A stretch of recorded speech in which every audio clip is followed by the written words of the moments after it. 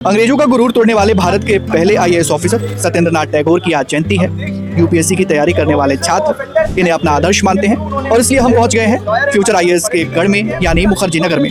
हमेशा की तरह इस बार भी कुछ सवालों के साथ सवाल जैसे कि यूपीएससी को लेकर, तैयारी को लेकर, खर्च को लेकर, कोचिंग को लेकर और सत्येंद्र नाथ टैगोर को लेकर। क्या नाम है गुरुजी? विश्विन सिंह। विश्विन जी, कहाँ से हैं आप? मैं राजस्थान से। अच्छा, और यहाँ पर मुखर्जी नगर कब आए? मुझे लगभग 3 साल हो गए थे। 3 साल हो गए। कैसा चल रहा है प्रिपरेशन? सही चल रहा है। अभी 4 दिन पहले प्रीलिम्स हुआ है देख। अच्छा अच्छा, जैसे अगर मैं पूछूं कि रैंक अगर मान लीजिए आपका आ जाता है, प्री होता है ना पहले, तो प्री में आप क्वालिफाई कर गए, मेंस भी आपने क्वालिफाई कर लिया और आपका इंटरव्यू भी हो गया, तो वो आईएएस फिर आईपीएस बाकी जो भी कैटेगरी में डिवाइड है ये तो होता कैसे? अगर मुझे आईएएस बनना है तो कितना मार्क्स चाहिए होगा? एक्चुअली ये कैटेगरी वाइज होता है। जैसे कैटेगरी वाइज जैसे जनरली बात करें हर साल तो आईएएस के लिए लगभग 180 वैकेंसी रिजर्व होती हैं आउट ऑफ 1000। उसमें से फिर कैटेगरी में डिवाइडेशन होता है, जनरल के लिए, फिर ओबीसी के लिए, ईडब्ल्यूएस, सारी कैटेगरी में। तो मार्क्स पर डिपेंड करता है। जैसे जनरली जो रैंक जो डिसाइड होती है वो तो सारी मार्क्स के बेसिस पर होती हैं, तो उस वजह से जनरल वालों को तो 70-80 रैंक तक ही आईएएस मिल पाता है। लेकिन जैसे ओबीसी है उसमें 400 रैंक तक भी आईएएस मिल जाता है, ईडब्ल्यूएस है जैसे उसमें 400-500 तक मिल जाता है, ऐसे एससी उनमें और आगे तक मिल जाता है क्योंकि बच्चे बहुत कम होते हैं उनके, रिजर्व शीट कुछ होती हैं आईएएस उनके लिए, तो उस वजह से मिल जाता है। उससे आगे आईपीएस के लिए होती हैं वो 200-250 जगह, फिर आईएफएस और फॉरेन सर्विस जो है, फिर रेवेन्यू सर्विस है, फिर और ग्रुप ऑफिसर्स जो भी होते हैं उधर मिनिस्ट्री में। तो फिर आप जनरल कैटेगरी है क्या? हाँ, दर्द दिख रहा है। अरे हाँ वही है। अच्छा, इन 3 सालों में कितना खर्च कर दिया है आपने?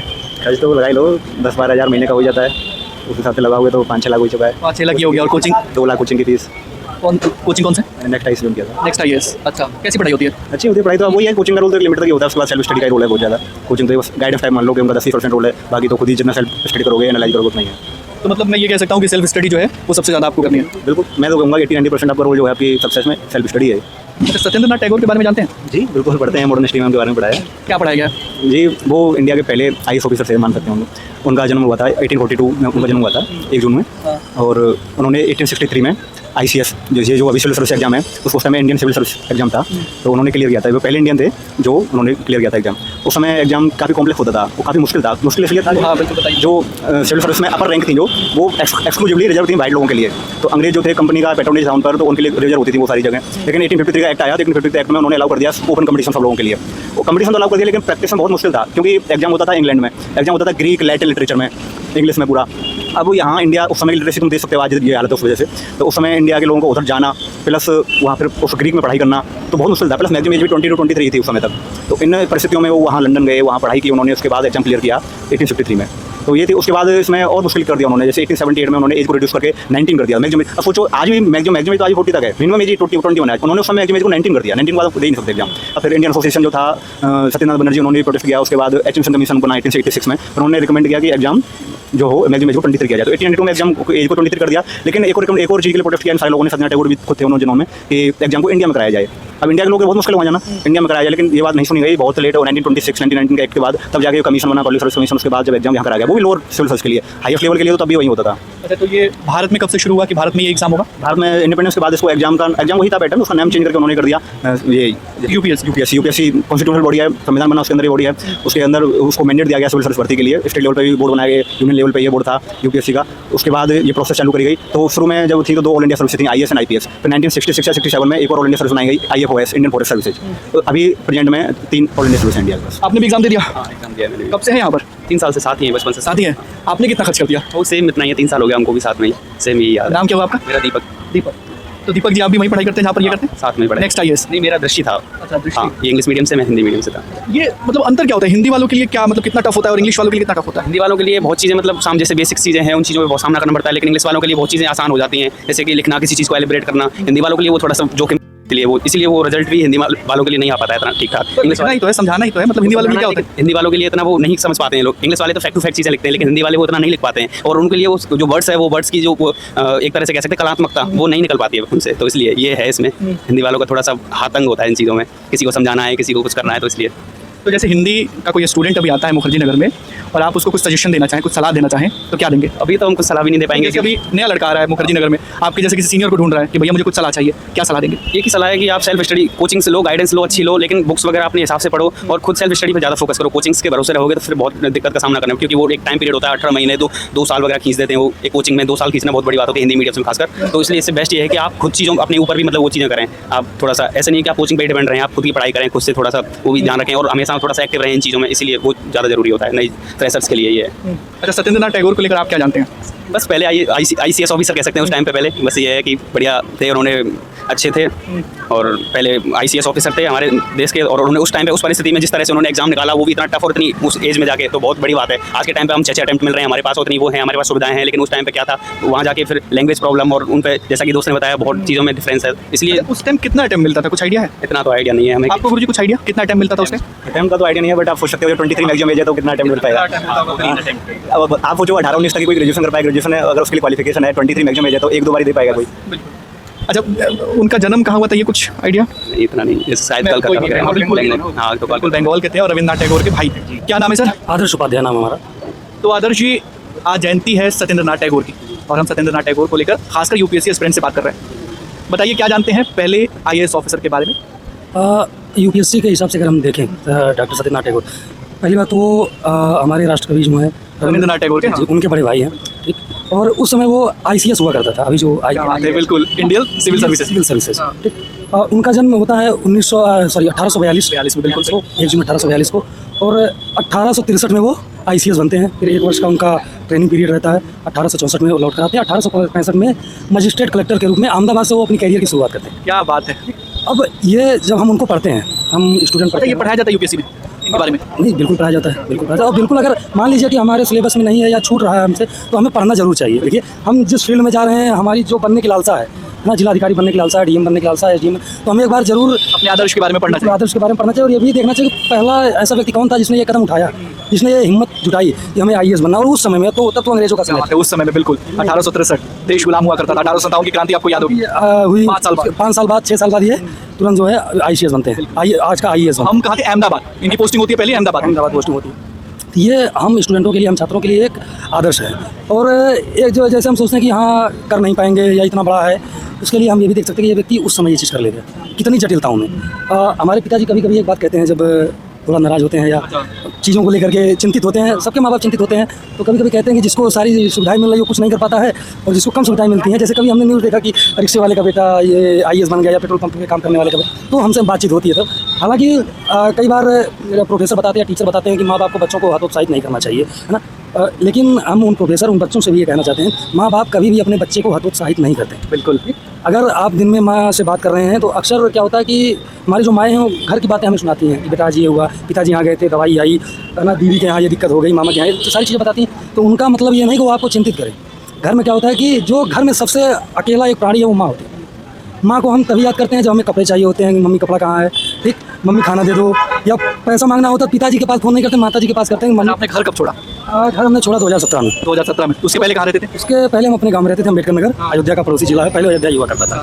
तो वहाँ तो 12वीं का। घर कितने दिनों पर जाना होता है? अब तो 6 महीने पर हो जाता है या साल भर में, और बहुत कम दिनों के लिए जाना होता है, 4-5 दिन, या जैसे गेहूं की मड़ाई करवाने चले गए, धान लगवाने चले गए, ऐसे समय पे जाते हैं कि काम भी हो जाए, पिताजी का बोझ भी हल्का हो जाए और हम अपना घर भी घूम लेंगे। 2017 में पहली बार जब मैं दिल्ली आया, वो मेरे जीवन का पहला ऐसा समय था जब शहर में मैं जीवन में पहली बार कदम रखा था। उसके पहले मैं कहीं किसी शहर, मतलब इनफैक्ट मैं अपने घर से। रविन्द्रनाथ टैगोर भी जब ब्रिटेन एग्जाम देने गए थे तो उन्हें भी यही फील हुआ होगा कि पहली बार जा रहे हैं। अभी देखिए वो प्रेरणा स्रोत है। आज हम बैठ के मुखर्जी नगर में उनके बारे में बात कर रहे हैं। और मैं एक इंटरेस्टिंग कहानी बताऊँ अपनी, कि मैं जब यहाँ आया तो 1 महीने बाद घर पर माता जी के पास फ़ोन करके मैं रोने लगा कि मुझे यहाँ नहीं रहना, क्योंकि वो लड़का जो घर पे 1 गिलास पानी खुद से नहीं लेता था, और यहाँ खाना भी खुद बनाना है, कपड़ा भी खुद धुलना है, कढ़ाई भी खुद साफ करनी, कुकर भी खुद धुलना है। तो फिर आज क्या बनाने का मूड है? आज क्या बनाएंगे? आज देखिए सब्जी रोटी बनाएंगे। अक्सर ये हम लोग का तो रहता है दिन में दाल चावल, शाम को सब्जी रोटी, ताकि कंटिन्यूटी बनी रहे। ठीक है, जीवन में क्या कुछ चल रहा है उस पर बीच बीच में बात करते रहेंगे। सत्येंद्रनाथ टैगोर को लेकर आपने, मतलब समाज को लेकर क्या योगदान रहा, क्या कुछ आपने पढ़ा है? देखिए, कोई भी IAS अधिकारी है, ICS अधिकारी है, वो समाज के लिए कुछ ना कुछ तो करता है ना। जैसे वो पहली बार IAS बने, उन्होंने समाज के लिए बहुत कुछ किया, जो कि जैसे मान लीजिए कि महिलाओं को की भागीदारी है, उनकी स्वतंत्रता पे बात करना, उनको बंधन में नहीं रखना, ये सब उनके विचारों को जो हम पढ़ते हैं तो ये सारी चीज़ें पाते हैं। और हमारा ये कहना गलत नहीं होगा कि विचार वहीं से निकलते निकलते हमारे स्वतंत्रता सेनानियों में गए, क्योंकि जस्ट 1857 में क्रांति की शुरुआत हुई, उसके 57 और 65 में ये ज्वाइनिंग कर लिए, ठीक। और सोचिए कि अगर इस व्यक्ति में महिलाओं को लेकर के इतने सकारात्मक विचार हैं, तो ये जब बचपन में रहे होंगे या जवानी में रहे होंगे तब से रहे होंगे, अचानक से कोई विचार आते नहीं। तो अभी आदमी थे, विचार ऐसे। हाँ बिल्कुल बिल्कुल। और देखिए, मैं साहित्य का भी स्टूडेंट हूँ। मैंने क्या बात है। हिंदी ऑनर्स किया शहीद भगत सिंह कॉलेज से, ठीक, और वहाँ से मैं गोल्ड मेडलिस्ट रहा कॉलेज से। वो बहुत बढ़िया। श्यामलाल कॉलेज से MA भी हिंदी में रहा, और अभी मैं PhD भी कर रहा हूँ दिल्ली यूनिवर्सिटी हिंदी में ही। तो देखिए, जो साहित्यकार का विचार होता है वो बड़ा सकारात्मक रहता है, बड़ा भावुक रहता है ना। और किसी भी मुद्दे पर अगर उसको बोलने के लिए कह दीजिए तो अपनी लाइनों से, अपने विचारों से, अपने शब्दों से उस चीज़ को मथने की कोशिश करता है। है ना। और ये कलम जो है, कलम में बहुत ताकत होती है, वो कलम वहीं से निकलती है ना। अच्छा, जैसे अभी आप जब लिखा गया जनगण मन अधिनायक जय, उसको हम आज तक लिखा है। अच्छा, किसने लिखा था आपको मालूम है? जी, रविन्द्रनाथ टैगोर जी ने। और सत्येंद्रनाथ टैगोर और इनके बीच क्या रिश्ता था? ये बड़े सत्येंद्रनाथ टैगोर इनके बड़े भाई है, ठीक। बंकिम चंद्र चट्टोपाध्याय ने वो लिखा वंदे मातरम हमारे लिए, ठीक। और आज भी हम गाते हैं कि पंजाब सिंध गुजरात मराठा, सिंध हमारा नहीं है, लेकिन देखिए ऑपरेशन सिंधु यहाँ आ गया है ना। आज ही क्या नाम है, हमारे यशस्वी रक्षा मंत्री आदरणीय श्री राजनाथ सिंह जी ने ट्वीट करके बताया है कि ऑपरेशन सिंधु अभी खत्म नहीं हुआ है, अपनी तैयारी बनाए रखिए। और अब अगर पाकिस्तान कोई हरकत करता है तो नेवी को, मतलब टीजर दिखाया, ट्रेलर अभी फिल्म में बाकी है। जब नेवी हरकत में आएगी तो फिर पाकिस्तान का क्या होगा ये हमें भी नहीं पता। ये शब्द से उनके शब्द में बोल रहा हूँ, है ना। वही है कि पंजाब सिंध गुजरात मराठा, तो फिर सिंध आएगा अपना, बिल्कुल उपयोग के लिए। अच्छा, कभी ऐसा होता है कि मान लीजिए आप तैयारी कर रहे हैं और तो उत्साहित हो गए, जिसको डिप्रेस्ड कहते हैं, कभी हम ये कह सकते हैं कि चलो मतलब अजीब सा मन हो गया कि यार क्या हो रहा है मेरे साथ, तब सत्येंद्रनाथ टैगोर को सोच के क्या प्रेरणा आपको मिलती है, कितनी अनुभूति होती है, कैसी अनुभूति होती है, ये एक बार बताइए। जी, देखिए, हतोत्साहित होना स्वभाव है मनुष्य, बिल्कुल बिल्कुल है। कोई भी मनुष्य अगर ये हमसे कह रहा है कि मैं आज तक हतोत्साहित नहीं हुआ, तो या तो झूठ बोल रहा है ना। क्योंकि हतोत्साहित होना हमारा स्वभाव, लेकिन हम उसको मैनेज कैसे करते, उससे उभरते कैसे, ठीक। देखिए, हतोत्साहित होने पे कई अच्छी चीज़ें भी दिमाग में आती हैं कि अब हम आगे और अच्छा क्या करें। हम अपने महापुरुष को पढ़ते, जो भी हमारा करते, यूपीएससी के लिए तो हमारे वही डॉक्टर सत्येंद्रनाथ टैगोर, ठीक। उसने बोल दिया, उन्होंने किन परिस्थिति में अपने आप को संभाला, क्या परिस्थिति थी, ठीक। देश गुलाम है ना, खाने के लिए नहीं है, पहनने के लिए कपड़े नहीं है, बराबर जो है एकदम देश गुलामी की यात्रा कर रहा है, महिलाओं के साथ अत्याचार हो रहे हैं, सारी चीज़ों को ध्यान रखते हुए फिर आज हम ना थोड़ा सा दिक्कत हमारे ऊपर आती है तो हम पढ़ना भूल जाते हैं, या पढ़ना नहीं, अन्य कोई भी हमारा लक्ष्य उससे विमुख हो जाते हैं। तो हमें सोचना चाहिए उस समय वो व्यक्ति कितना तटस्थ रहा होगा अपने लक्ष्य को लेकर के ना। यही हम सोचते हैं कि वो भला व्यक्ति कर ले गया तो हम भी कर सकते हैं। सत्येंद्रनाथ टैगोर को लेकर हम बात करेंगे। सत्येंद्रनाथ टैगोर जो कि भारत के पहले आईएएस ऑफिसर, बिल्कुल ICS व्यवस्था थी उस टाइम। हाँ, तब आईसीएस व्यवस्था थी। बताइए क्या जानते हैं आईसीएस सत्येंद्रनाथ टैगोर को लेकर, आपने क्या पढ़ा? तो ब्रिटिशर्स का वो तो काल था और कंपनी का लगभग आधिपत्य यहाँ पे स्थापित हो ही चुका था, सारी चीज़ें व्यवस्थाएं उनके अकॉर्डिंग चली रही थी, तो परीक्षाएं भी उस तरीके से होती थी। तकरीबन ये तो 1863 की बात है, उस टाइम वो क्वालिफाई किए थे। तो जाहिर सी बात है कि उस दौर का जो बुद्धिजीवी व्यक्ति है, जो सिस्टम्स के अकॉर्डिंग लड़ रहा है, क्योंकि जिस रीजन से वो तो बंगाल रीजन से थे, वो ब्रिटिशर्स का एक तरह से गढ़ था, तो गढ़ था, तो वहाँ पे रह के वो व्यवस्था को समझना और ये उस समय ये जान जाना कि इनसे लड़ने के लिए इस व्यवस्था में शामिल होना जरूरी है। दबे कुचले भारतीयों की तरह ज़िंदगी जीना, अंग्रेज़ों की गुलामी करते हुए उन्हीं की बनाई गई एक व्यवस्था में शामिल होकर एक बड़ी परीक्षा को चैलेंज देते हुए वहाँ पे क्वालिफाई करना, बड़ी रैंक हासिल लेना, प्रथम भारतीय आईसीएस होने का सौभाग्य प्राप्त करना गौरवान्वित कर रहा है। इसीलिए हम सत्येंद्रनाथ जी की आज चर्चा कर रहे हैं। आज उनकी जयंती है, बहुत बड़ा अच्छा आपने क्वेश्चन भी किया और ऐसे मुलाकात भी हो गई, तो ये तो दिखाता है। और एक चीज़ और बताएं कि जितनी भी समाज को लेकर भी बताइएगा, क्या क्या आपने देखा, क्या परिवर्तन उन्होंने किया समाज को लेकर का मतलब जैसे है कि आपसे मैं बताया कि जिस दौर के वो थे, बहुत ही, अब चूंकि आईसीएस का एग्जाम जो आज यूपीएससी संस्था बनी है, आईसीएस का एग्जाम जाहिर सी बात है कि कोई बौद्धिक व्यक्ति ही जो बिल्कुल उस लेवल पे जाके सोच सके, जब भारतीय व्यवस्था के अंतर्गत वो चीज़ें नहीं है। तब की बात है जब देश गुलाम हुआ करता था, 1864 जब देश गुलाम था, जो हमारे हाथ में कोई कुछ भी नहीं है, ना परीक्षा कराने की व्यवस्था, ना कुछ, मतलब कोई नियंत्रण में हम नहीं, कोई भारतीय यहाँ से रख दिया गया होगा। मुझे एग्जैक्ट नहीं पता है कि उस समय के आईसीएस के बोर्ड में कौन लोग पेपर सेट करते थे, कोई भारतीय उसमें था कि नहीं, मूल्यांकन प्रक्रिया में कोई भारतीय होता कि नहीं, ये तो उन्हीं के बीच की विषय होगी, ये तो कभी पब्लिक नहीं हो पाई। लेकिन अगर उस समय कोई बौद्धिक व्यक्ति इतनी बड़ी परीक्षा देने के लिए सोच रहा है, जैसे छोटे छोटे गाँव से हम सब उठ के यहाँ पे आए हैं, आज सबके पास संसाधन है, उस समय तो सारी चीज़ें बिखरी पड़ी थी, आपके पास तो अपना कुछ था ही नहीं। तो जाहिर बात है कि उस समय अगर था, तो जो वैल्यू आईएएस के आज है, निष्पक्ष हो, ईमानदार हो, जवाबदेह हो, जनता के बीच में जाके उसके सेवा भाव हो, कोई किसी चीज़ को लेकर, धर्म को लेकर, जाति को लेकर वैस ना हो, कोई क्षेत्र को लेकर किसी रूढ़ या प्रथा में बधा ना हो, तो जाहिर सी बात है कि जब इस मूल्यों के साथ कोई भी व्यक्ति यूपीएससी के एग्जाम क्रैक कर रहा है, तो वो महिला के भी प्रति संवेदनशील होगा, वो दलित वर्ग के प्रति, वो सारे वर्ग जो मुख्य धारा से पिछड़ गए थे, वो समाज के एक जो भी व्यवस्था उस समय थी, जमींदारी व्यवस्था, जो भी व्यवस्था उस टाइम चल रही थी, किसानों की जो समस्याएं थी, जो ब्रिटिशर्स के प्रति जो, तो जाहिर बात है कि सारे ऐसा नहीं, पढ़े लिखे व्यक्ति थे, क्वालिफाई, उन्होंने इतना बड़ा एग्जाम किया था, खुद भी वो बहुत बड़े नारीवादी व्यक्ति थे, नारीवादी स्वतंत्रता के लिए, तमाम कुप्रथाओं के खिलाफ उन्होंने खुद लड़ाई लड़ी थी। और एक चीज़ और बताएं कि जो इतनी बड़ी एग्जाम क्वालिफाई कर सकता है, वो व्यक्ति अपने आप में खुद संवेदनशील और बहुत भावुक और बहुत मार्मिक व्यक्ति होगा, तभी वो समाज, नारी और बाल शोषण के प्रति, और समझिए कि प्रकृति प्रेमी, वो खुद गीत, गज़ल, संगीत और तमाम उनकी रचनाएं भी हैं, उनकी बहुत सारी रचनाएं हैं, बहुत सारे, वो एक समझिए कि स्वतंत्र के एक स्वतंत्र टिप्पणीकार के रूप में, एक समाज सेवी, उनको आप समाज सेवी भी कह सकते हैं, बिल्कुल समाज सेवी कह सकते हैं, कवि कह सकते हैं। अच्छा, जिस दौर की बात करें, आपने बताया भी कि एक सिविल सर्वेंट जो होता है वो समाज के प्रति, हर वर्ग के प्रति संवेदनशील होता है।